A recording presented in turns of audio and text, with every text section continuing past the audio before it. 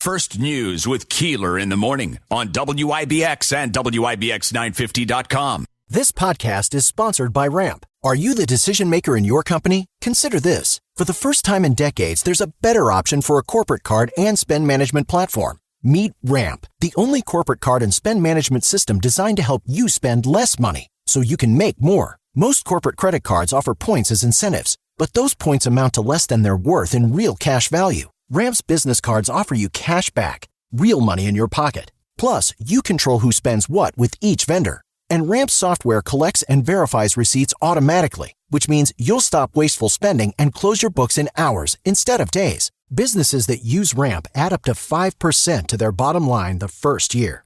If you're a decision maker, adding Ramp could be one of the best decisions you've ever made.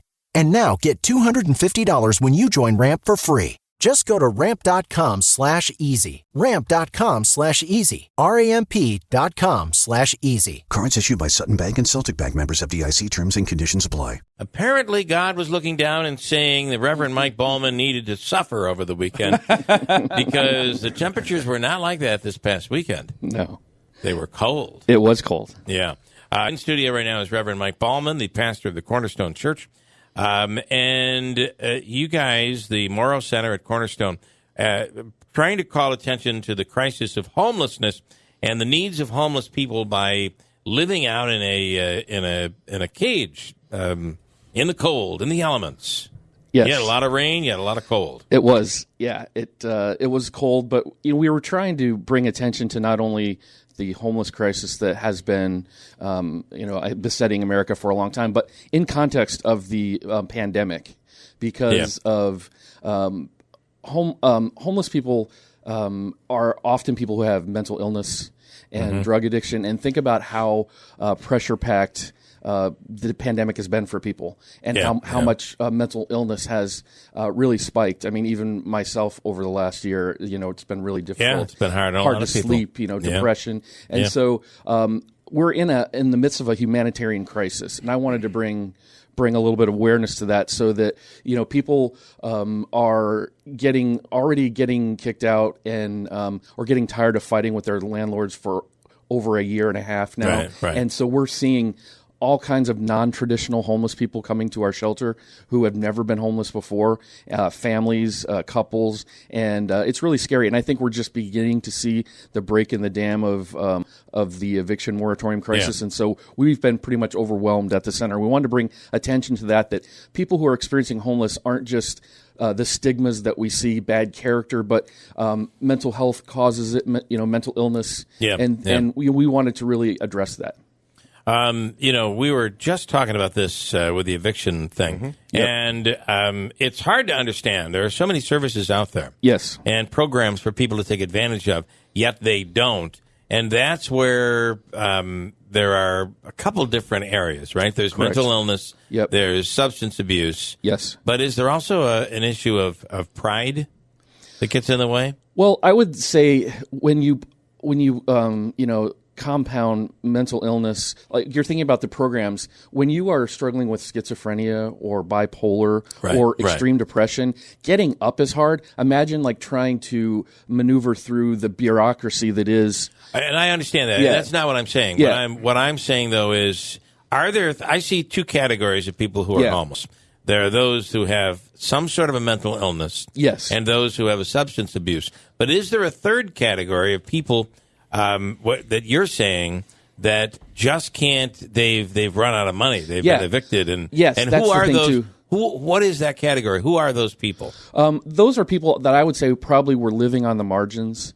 And so as you were talking about before I was listening, imagine that you're on a fixed income and you only have maybe $10, $20 left after your fixed income, your SSI or whatever. And then you get this opportunity, whether it's wise or not, or whether, to take this advantage of having a little extra money and not paying your rent. And again, it's not a decision that you'd want people to make, but I think a lot of people are ending up in that. And as you were talking, you do it for 1 month, you do it for 2 months, and then it's just unbelievable how much more you're underwater. I was able to buy a TV, and I was able to do this, able to do that. And I think what it has happened is it's mounted up on people.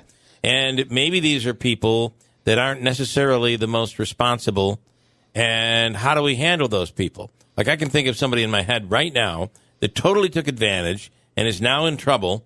And I know that this is not a person that this person would fall into the category of some bit of mental illness. Yes. And they're also not, those are some of the people that could end up and they facing are. eviction. And that's the people we're seeing. And so, as I said before, if you're struggling already and you're living on the margin, and then you have all this pressure, and then you have an opportunity to maybe buy something for your kids that you've never been able to do, it's a temptation that was an unintended consequence, I think. Mm-hmm. But a lot of people are stuck there. I mean, think about it. Like, if you were 1 month behind on your mortgage, but now you're like 18 months behind, no one can overcome that. Yeah. Or your rent. And I do see that happen with people with their vehicles, too. Yes. I think they're upside down now in vehicles where they didn't necessarily have to be. They probably could have paid, but they took advantage of the system. And now they're stuck. Yeah. And so that's where we want to be compassionate and say, and we're a church. So what we're saying is we see this humanitarian crisis happening, and we see people sleeping on our steps, people not going any, having no place to go. And actually, we shelter a lot of people from the Olson. And when we got a little bit of publicity for that, we saw a surge in our census that had nothing to do with the Olson, but people who had not normally been homeless that didn't know where the shelters were. They started showing up, and in unbelievable numbers. And I was there late last night, and I was just looking around the room, and I was seeing couples, elderly, people who aren't used to being homeless, sleeping in our shelter. With regard to the Obelston residents that you're taking care of or that are under your watch, is that through the county, or is that they were not able to, or even the city were not able to get assistance from those municipalities and have no other option? Well, we've been self-funding since April, just on the church budget scene, because we're seeing a crisis and we want to deal with it. Now, the county was funding us through Code Blue, which is a requirement for them. Right. But the rule is once it gets down to a certain temperature, people can't. The government has to come in. And find a place for these people to go. Right. So we save the county a lot of money by because the county would have had to hotel them over the winter.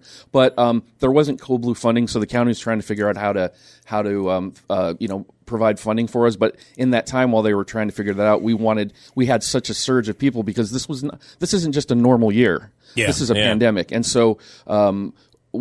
So the people that are with us from the Olson are the people that were the hardest to place. Either like one person has like 8 pets and is having a hard time getting placed, and another person is handicapped. Who was in the Olson?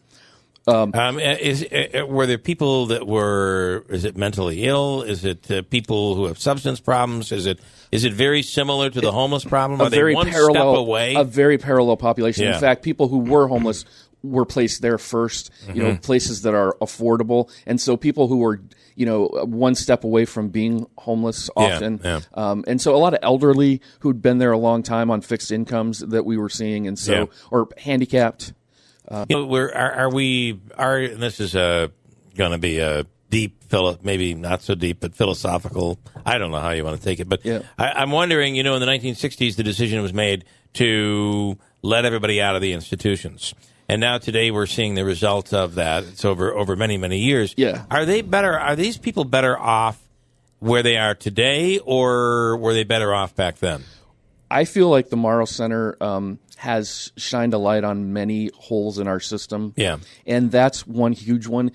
So, for example, we'll have people that are in the midst of a mental health crisis. Mm-hmm. And our only response would be we call the paramedics. Yeah. And then they will assess them. But there's such a narrow definition of what they can hospitalize them for. And now the hospitals are not in the business of long-term mental health care. Right, and so they usually kick them right back out onto the street. And so we had one person was just, really struggling with, paranoid delusional crisis. Yeah. And we kept sending her to the ER, and they kept getting kicked back. And she was more than we could handle, but no one was really wanting to say, hey, we need to hospitalize this person, get them back on their meds. Because if you're homeless, you're not getting your meds. And imagine if you have a very serious mental illness and you don't have your meds for 6 months. Mm-hmm.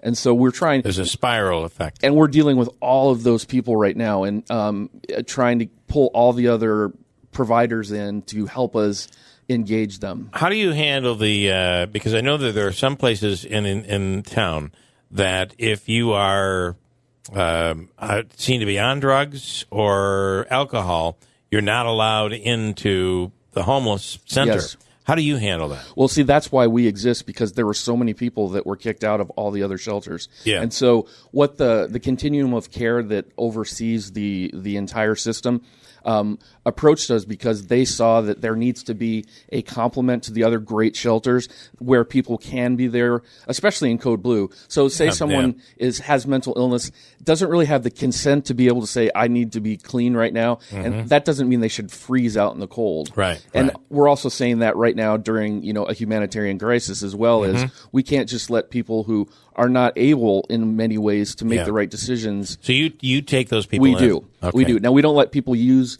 in the facility, but if they are visibly high or intoxicated and are not a danger to themselves or others, we allow them to stay. Is it just me, or do I see more people walking on the street that look like they are just under the influence of something, walking like zombies practically? It is not you. And are we in an increase? Well, here's one of the problems is a lot of the local stores sell this thing called K2, which is synthetic marijuana. I thought that got outlawed. Yeah, I thought that was not allowed. Oh, they're still selling it every day. And they That's the zombie stuff. They changed the name. It comes in a little package that has like a cotton ball on it, and it says like spice or something. So the manufacturers have found a way around. Yeah. And UPD raided those stores that are near us, and they confiscated it. But because of bail reform and the backlog in narcotics investigations, they just are selling it the next day. Wow. And people can get it for $10. And so you have that easy high that's really dangerous because you don't know what's in it. It's not regulated. And so it does make many people like zombies. And so we're trying to address that as well by connecting people with, peer advocates and peer counselors and getting them into like Helio or CFLR or some of the rescue mission.